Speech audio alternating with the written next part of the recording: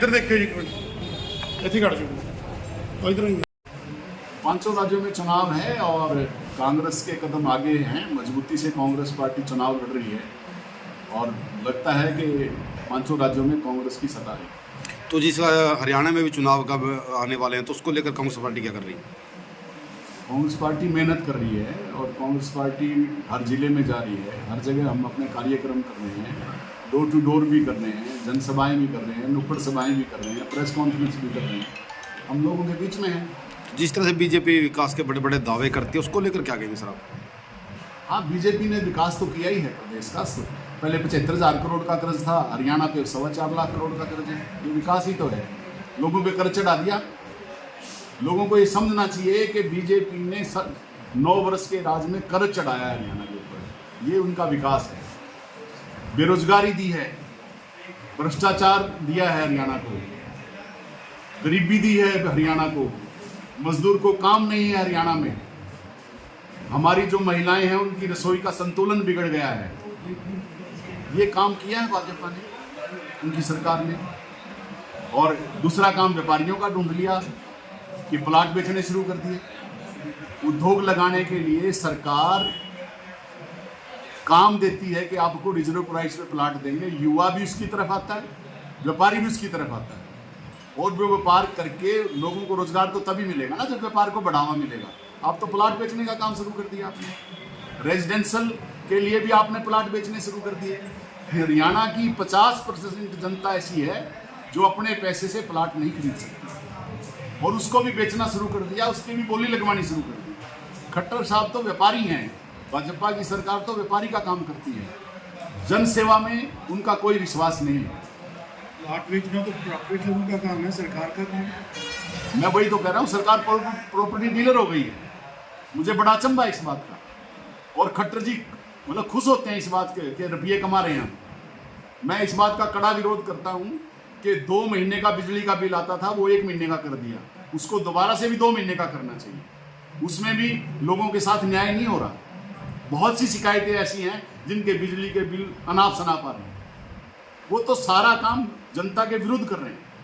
तो सर जिस प्रकार से ये सरपंचों को जो कूटने की बात है, ये भी उनकी एक प्रथा है। वो सोचते हैं कि सरपंचों को हम पीटने लग रहे हैं, डर जाएंगे, डर के हमें वोट दे देंगे। ईडी में भी तो लोगों को फंसाते हैं। यही काम है उनका।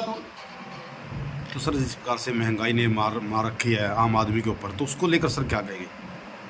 देखिए, जब मुख्यमंत्री थे हमारे प्रधानमंत्री आदरणीय श्री नरेंद्र मोदी जी गुजरात के, तब वो ये कहते थे, जब भारत में डॉक्टर मनमोहन सिंह थे, कि जब डॉलर बढ़ रहा है, रुपया गिर रहा है, तो केंद्र की सरकार कमजोर है। डॉक्टर मनमोहन सिंह जी के टाइम में तो 64 रुपये का डॉलर था, अब तो 83 रुपये 33 पैसे का होगा। आप बताओ, आपकी सरकार कमजोर है? ये तो प्रधानमंत्री बताएंगे कितनी कमजोर सरकार है उनकी। ये तो आपने, हरियाणा की जनता, देश की जनता उनके बयान के ऊपर भी फैसला करे कि ये सरकार कमजोर है या डॉक्टर मनमोहन सिंह की सरकार कमजोर थी। अब डॉलर का रेट कितना हो गया, रुपया की कीमत तो अब गिरी है। कहीं पे भी आप देख लीजिए, हिंदुस्तान में जितने प्रधानमंत्री 1947 से 2014 तक आए, उन्होंने समझ के लोन लिया। 55 लाख करोड़ का लोन लिया उन्होंने 67 साल में, और इन्होंने 9 साल में 1 लाख करोड़ का और ले लिया। 155 लाख करोड़ का कर्ज है हिंदुस्तान के ऊपर। ऐसी कौन सी तरक्की हुई है देश में? ये बात लोगों को समझनी पड़ेगी। टोल टैक्स बढ़ा दिए रोजाना। अब आप दिल्ली जाओ तो मतलब 800 रुपये टोल टैक्स लगता होगा जाने आने का। आप जयपुर जाओगे तो 2000 रुपये टोल टैक्स है। मतलब कोई, ये तो सरकार व्यापारियों की सरकार है, पैसा कमाती है। जो हमसे गाड़ियों में टैक्स लिया जाता है उस पर सरकार थोड़ी चल रही है। ये तो नया नमूना निकाल लेते हैं। और फिर चलो आप नॉर्मल ले लो, 20 का 40, 40 का 60, 60 का 150। अब कहते हैं जीएसटी बहुत आ गया। क्यों नहीं आएगा जीएसटी आपके पास? ज़्यादा 100 रुपये की चीज 150 की बेचोगे, महंगाई कर दोगे। सामान तो पहले से कम बिक रहा है, लेकिन कीमतें ज़्यादा बढ़ गई, इसलिए जीएसटी बढ़ गया। इस सरकार का साधन देखो ना क्या है।